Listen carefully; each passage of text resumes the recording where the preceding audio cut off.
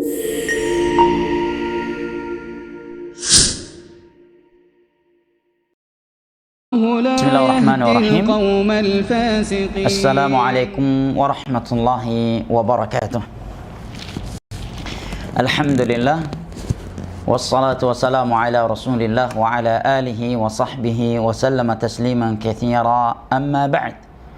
Falhamdulillah, tiada henti-hentinya kita memanjatkan puji dan syukur kita kehadirat Allah Jalla wa Ala yang telah berfirman, wa in ta'uddu ni'matallahi la tuhsuha innal insana ladzalumun kaffar. Dan kalaulah kalian ingin menghitung-hitung akan nikmat Allah atas kalian, la tuhsuha, niscaya kalian tidak akan mampu menghitungnya.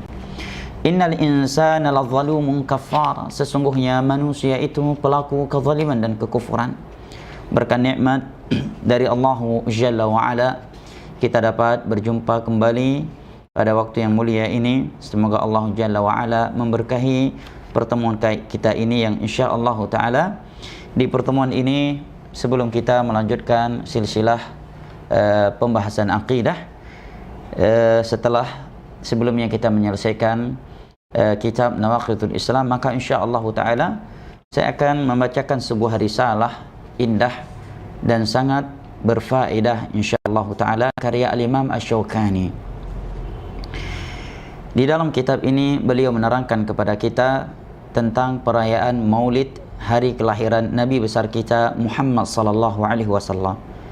Di dalam kitab ini akan diterangkan tentang hukum perayaannya, sejarah perayaan Maulid, cikal bakal perayaannya, dan siapakah yang pertama kali merayakannya.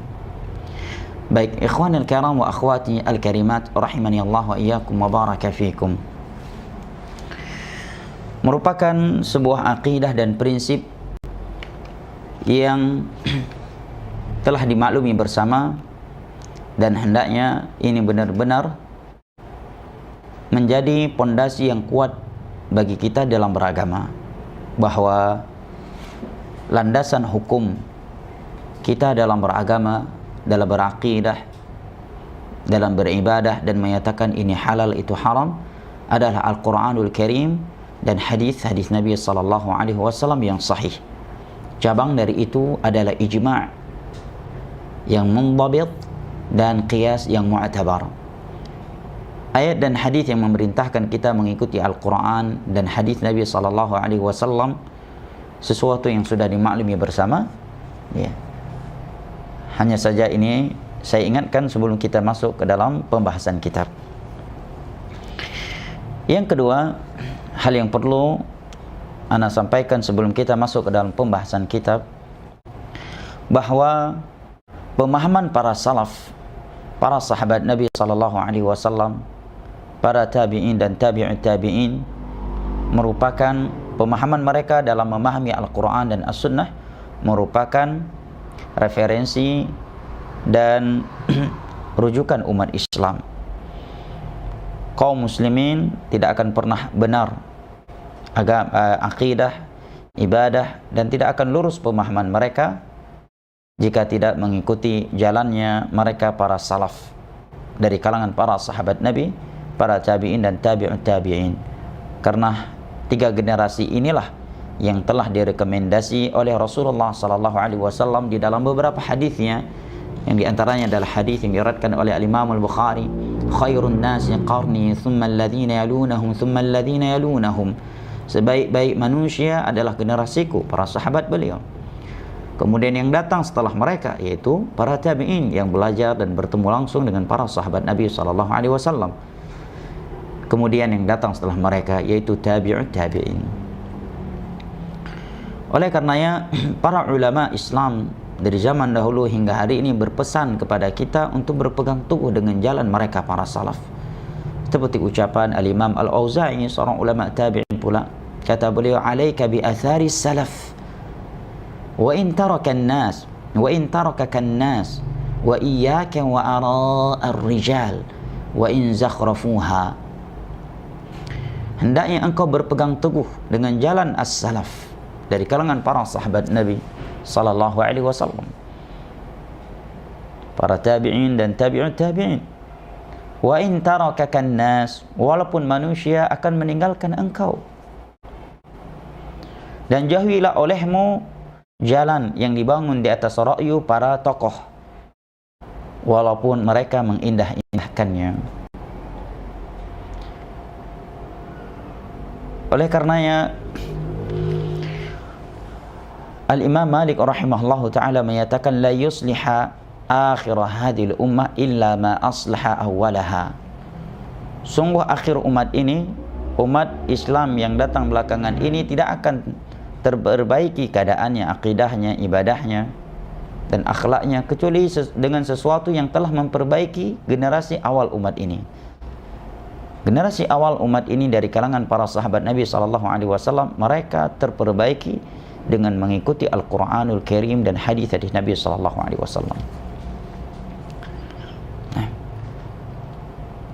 Oleh karenanya para ulama juga menegaskan kepada kita bahwa tidak ada yang lebih semangat dalam beragama melebihi semangatnya para sahabat Nabi SAW, kemudian para tabi'in dan kemudian tabi'ut tabi'in. Oleh karenanya suatu ibadah yang mungkin dilakukan di masa mereka, sebab tujuan dan faktor melakukannya ada di masa mereka, dan tiada yang menghalangi mereka untuk melakukannya, tetapi mereka tetap tidak melakukannya, tidak diriwayatkan dari mereka, maka tidak diragukan lagi bahwa ibadah tersebut adalah ibadah yang bid'ah. Karena seandainya itu adalah ibadah yang dianjurkan, sudah pasti para sahabat, para tabi'in dan tabi'ut tabi'in lebih dahulu melakukannya. Mereka akan lebih duluan melakukannya daripada orang-orang yang datang setelah mereka. Ya. Oleh karenanya para ulama menyatakan al-khairu fi ittiba'i salaf wasyarru fi ittiba'i man khalaf. Kebaikan itu ada pada jalan para salaf dengan mengikuti mereka, dan kejelekan itu ada pada jalan orang-orang yang datang belakangan. Nah, dan kitab ini telah diberikan ta'liq, catatan kaki oleh Syekh Abdul Aziz Ar-Rayis hafizahullah ta'ala, seorang doktor yang tinggal di Mamlakah Saudi Al-Arabiyah. Di sini beliau berikan beberapa muqaddimah sebelum membahas ucapan Al-Imam Syaukani rahimahullah ta'ala seputar maulid. Muqaddimah yang pertama kata beliau, al-bid'u la takunu illa fid din. Bid'ah itu tidaklah terjadi kecuali dalam perkara agama. Ayat dan hadis serta ucapan para salaf yang mencela bid'ah, yang dimaksud dengannya adalah dalam perkara agama. Adapun dalam urusan dunia, maka hukum asalnya adalah kebolehan. Boleh saja seseorang melakukan, membeli, memiliki dari perkara-perkara dunia, walaupun hal-hal tersebut belum pernah ada di masa Nabi SAW dan para sahabatnya. Maka dari kedunguan sebagian ahlul bid'ah yang suka tersinggung dan pas kupingnya ketika disampaikan hadis-hadis Nabi yang memperingatkan umat Islam ini dari bahayanya bid'ah, mereka mengatakan kalau demikian, ya, kalian jangan naik kapal, naik pesawat lagi pergi haji. Kalian jangan naik mobil, kalian jangan naik motor. Ini nggak nyambung. Ini konyol. Ya. Atau pura-pura nggak paham.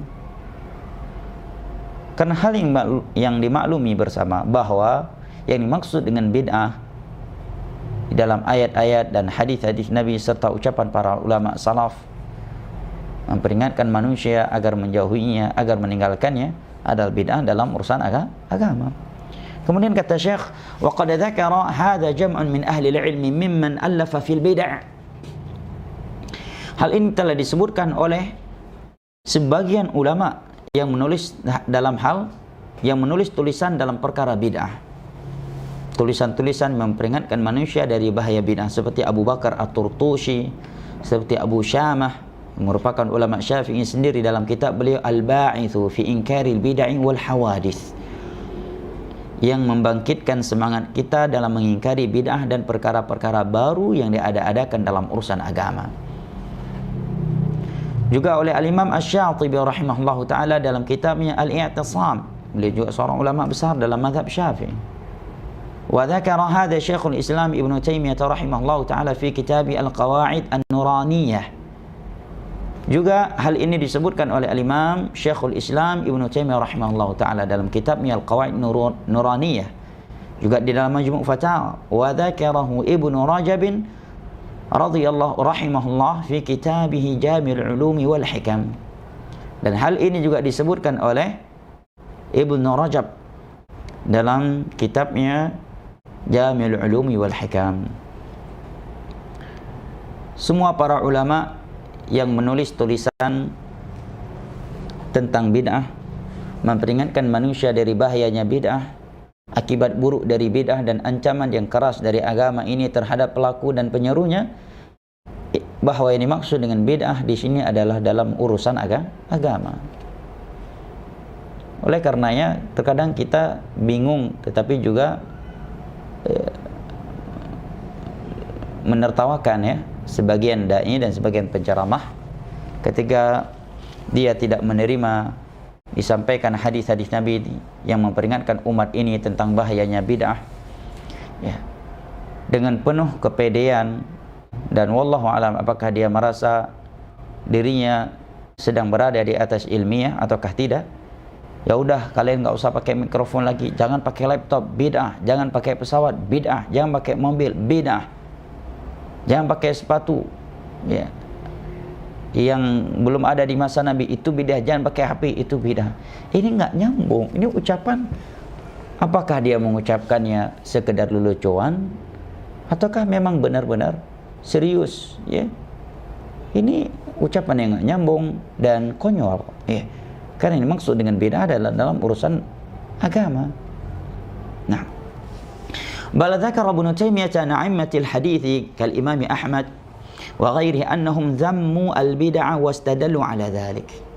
Bahkan Al-Imam Ibnu Taimiyah rahimahullahu taala menyebutkan dari beberapa ulama hadis, a'immatul hadits seperti Imam Ahmad dan selainnya, bahwa mereka mencela bid'ah kemudian berdalil dengan firman Allah Jalla wa Ala, am lahum syuraka syara'u lahum minad din ma lam ya'zam bihillah. Syura ayat 21. Apakah mereka memiliki sekutu-sekutu bagi Allah Jalla wa Ala yang mensyariatkan untuk mereka dari agama ini yang tidak Allah izinkan? Ayat ini dengan jelas menyatakan dari agama ya. Pendalilan ulama hadis zaman dahulu dengan ayat Al-Quranul Karim ini tentang tercelanya perbuatan bid'ah, ini menunjukkan bahwa ini maksud dengan bid'ah adalah bid'ah dalam urusan agama. Minad dini ma lam ya'zan bihillah, yang mensyariatkan untuk mereka dari perkara agama yang Allah tidak izinkan. Nah, maka sungguh konyol ya, sungguh bodoh ya apabila seseorang mengatakan kalau memang seluruh bid'ah itu dhalalah, kalian jangan naik pesawat lagi, jangan naik mobil lagi, jangan pakai HP lagi, jangan pakai laptop lagi. Nah, atau pura-pura bodoh. Nah, itu semuanya memungkinkan. Nah, sehingga kata Syekh, wa hadza dhabitun muhim. Ini merupakan kaidah dan catatan penting. ويدل على أن البدعة إنما تكون في الدين الآية المتقدمة ويدل لذلك أيضا ما أخرج البخاري ومسلم من حديث عائشة رضي الله عنها أن النبي صلى الله عليه وسلم قال من أحدث في أمرنا هذا ما ليس منه فهو رد. Ayat di atas menerangkan kepada kita bahwa ini maksud dengan bid'ah yang tercela, yang dilarang dalam Al-Quran dan hadis serta ucapan para salaf adalah dalam urusan agama. Hal ini juga ditunjukkan oleh hadis Aisyah radhiyallahu anha yang diriwayatkan oleh Imam Al-Bukhari dan Muslim, di mana Nabi sallallahu alaihi wasallam bersabda, "Man ahdatha fi amrina hadha ma laysa minhu fahuwa radd." Barang siapa yang melakukan perkara baru dalam perkara kami dalam urusan kami ini yang bukan darinya, maka amalan tersebut tertolak.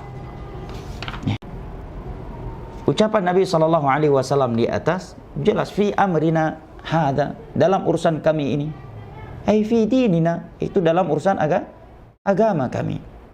Nah, oleh karenanya Al-Imam Al-Alai mengatakan sabda Nabi SAW di atas yang berujung dengan fahwarat, maka amalan tersebut tertolak, ay mardudun ay ghairu maqbul bil ittifaq, yaitu tertolak, tidak diterima menurut kesepakatan para ulama. Ini muqaddimah penting yang hendaknya diketahui oleh setiap muslim dan muslimah, ya, agar kita paham bahwa ini maksud dengan bid'ah adalah dalam urusan agama, bukan dalam urusan dunia. Maka jangan terkecoh dengan ucapan ahlul bid'ah. Kalau memang semua bid'ah itu sesat, maka kalian jangan naik mobil lagi, jangan naik pesawat lagi, jangan pakai laptop lagi, jangan menggunakan HP lagi, dan sebagainya. Nah, itu menunjukkan orang tersebut tidak paham yang dimaksud dengan bid'ah. Nah, atau pura-pura tidak paham, atau ingin mempermainkan emosional masyarakat. Nah, tidak jujur dalam menyampaikan agama Allah Jalla wa Ala. Muqaddimah yang kedua dari Syekh, kata beliau, al-bid'u kulluha muharramatun. Bid'ah itu seluruhnya diharamkan dalam agama ini. Wa qad dzakara Ibnu Taimiyah ijma' as-salaf 'ala dzalik. Para ulama di antara Syekhul Islam telah menyebutkan kesepakatan ulama salaf atas hal ini. Ulama salaf sepakat bahwa seluruh bid'ah itu diharamkan, tidak ada bid'ah yang dihalalkan. Kalau ada yang halal berarti bukan bid'ah namanya. Yang namanya bid'ah ya dalam agama adalah haram, dan ia adalah kata yang negatif. Nah, wa yadullu ala ijma'is salaf kalamu Syatibi fi kitabih. Di antara ucapan ulama yang menerangkan kepada kita bahwa ulama salaf dari kalangan para sahabat, para tabi'in dan tabi'in, bahwa mereka sepakat bahwa yang namanya bid'ah seluruhnya diharamkan, adalah ucapan Al-Imam Syatibi rahimahullahu ta'ala dalam kitabnya Al-I'tisam. Ya.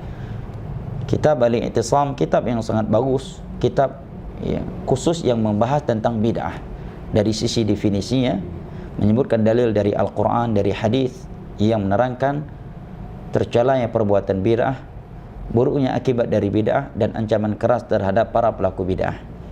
Juga di dalam kitab tersebut beliau menyebutkan ucapan para sahabat, para tabi'in, tabi'ut tabi'in, dan 4 imam mazhab yang mencela bid'ah.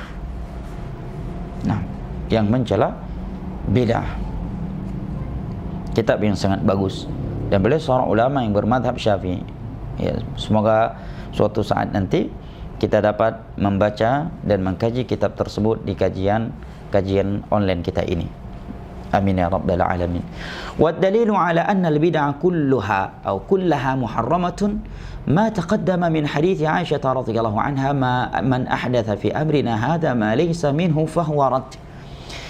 Dan di antara dalil yang menunjukkan bahwa bid'ah itu seluruhnya diharamkan adalah hadis Aisyah radhiyallahu anha yang telah berlalu, di mana Nabi SAW bersabda, man ahdatha fi amrina hadha ma laysa minhu fahuwa rad.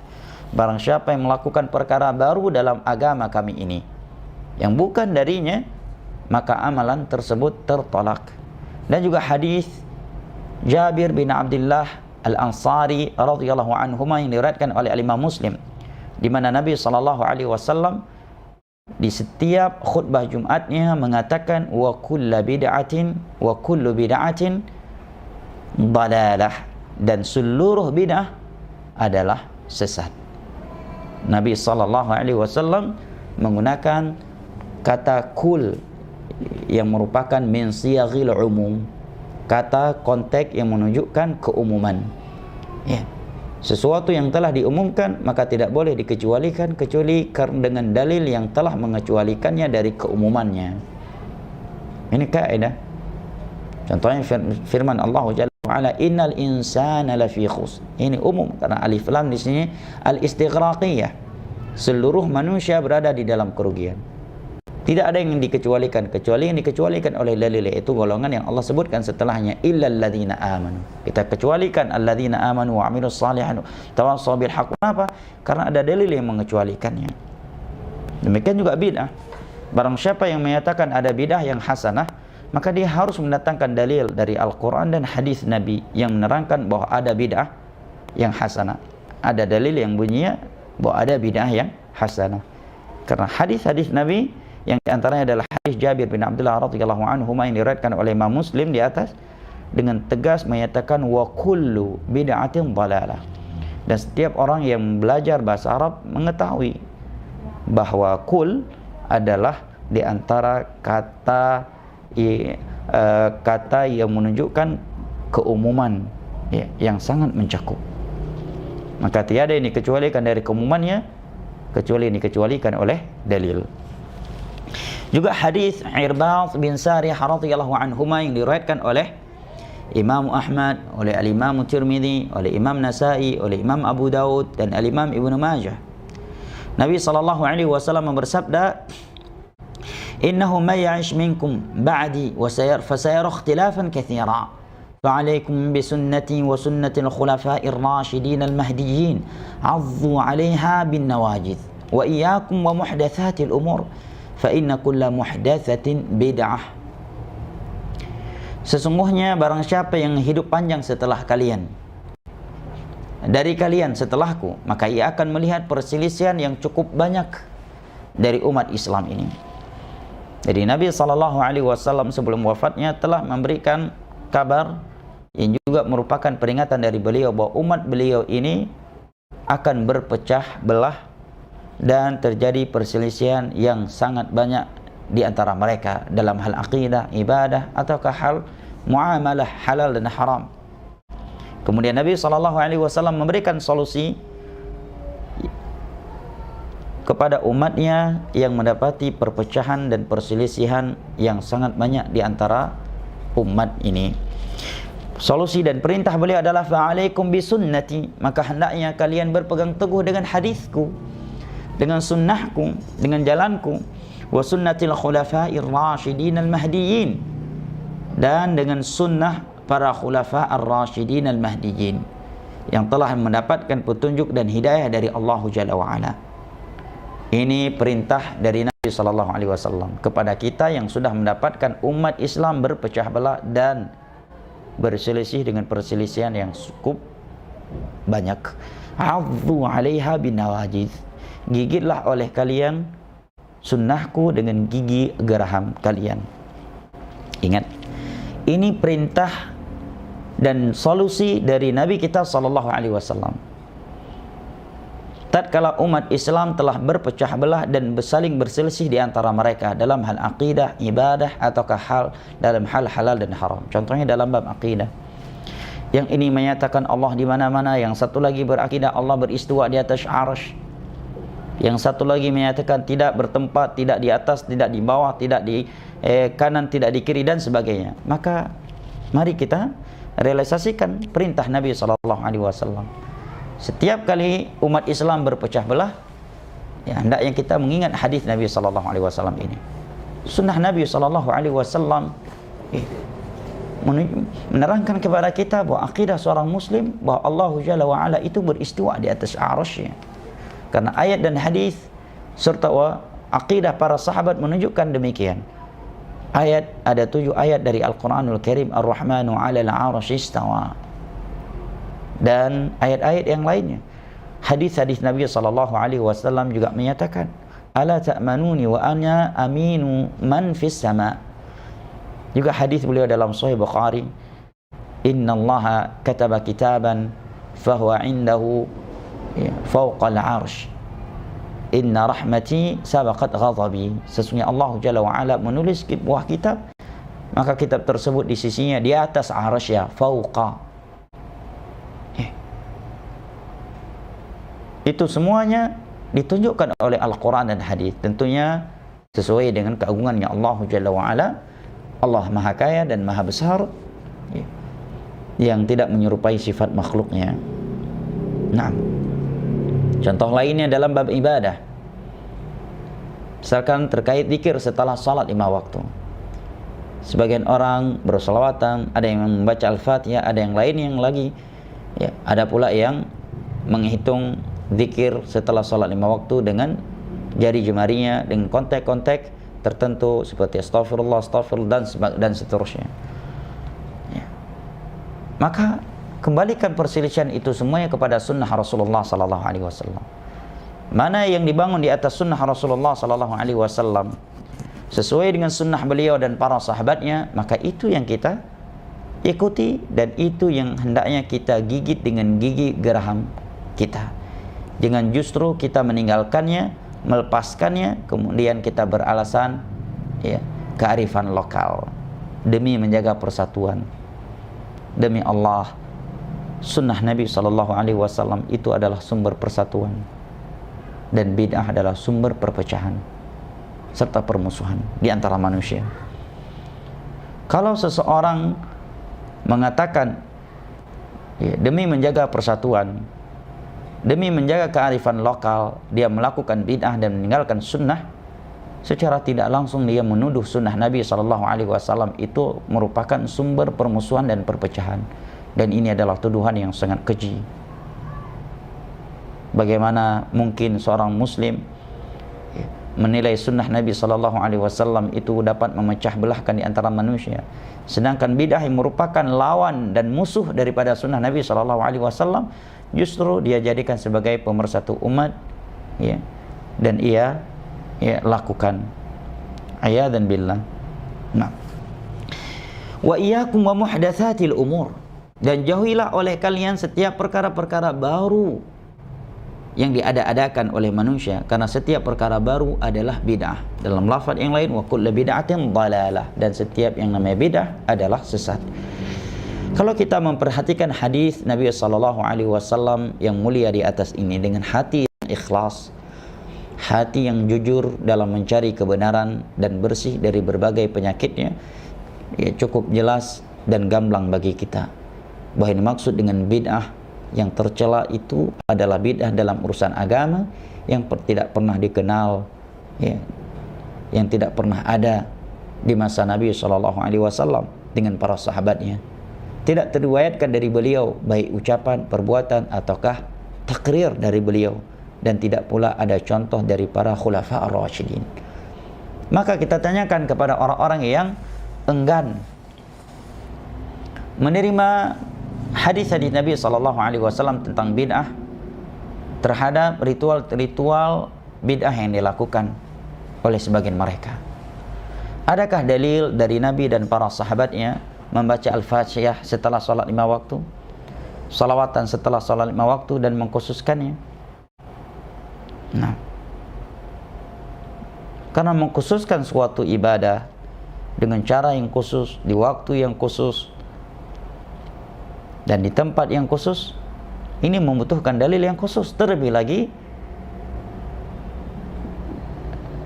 dengan itu sunnah Nabi SAW ditinggalkan. Nah, hadis-hadis Nabi SAW sebagai contoh terkait zikir setelah salat 5 waktu cukup jelas,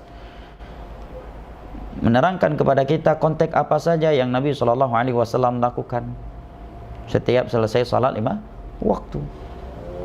Tidak ada satupun riwayat yang menyebutkan Nabi pernah, ya, atau setiap selesai salat 5 waktu membaca surat Al-Fatihah atau bersalawatan, ya, baik dengan suara beliau sendiri ataukah dengan suara berjamaah yang dipimpin oleh beliau. Sama sekali tidak ada. Yang ingin membenarkannya semuanya, ya, bersilat lidah dan bermain di kata-kata yang umum atau kaedah-kaedah yang umum. Kan Al-Fatihah baik, ada ulama dahulu membaca Al-Fatihah begini dan begitu dan seterusnya. Ya, kalau demikian baca Al-Fatihah mau masuk WC juga boleh. Kalau demikian gantikan saja doa masuk WC yang bunyinya Allahumma inni a'udzubika minal khubuthi wal khaba'ith dengan Al-Fatihah, kan bagus juga. Kalau demikian gantikan saja doa masuk masjid, Allah maftah li min abwabi rahmati dengan Al-Fatihah, dengan salawatan. Ya, kan baik. Ya. Kita gantikan aja doa tasyahud dengan Al-Fatihah, doa sujud dengan Al-Fatihah, dengan salawatan.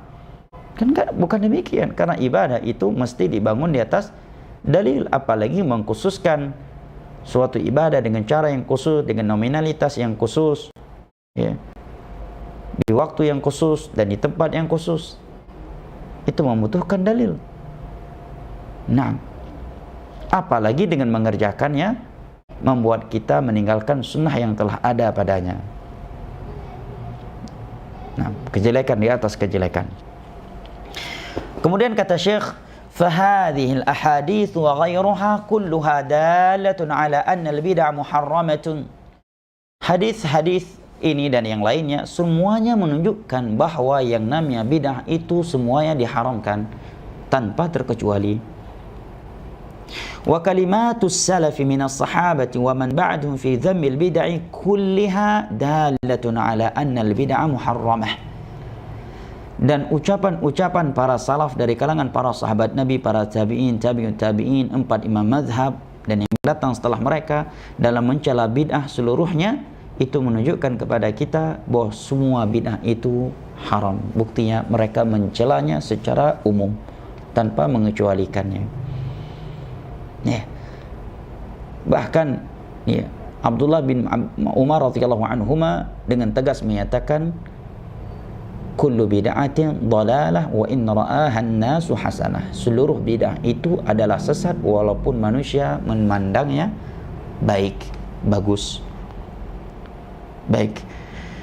Ini untuk pertemuan hari ini, dan insyaallah taala kita lanjutkan pada pertemuan berikutnya ya, sampai selesai dari kitab ini. Wallahu taala a'lam bissawab. Ada hal yang mau disampaikan?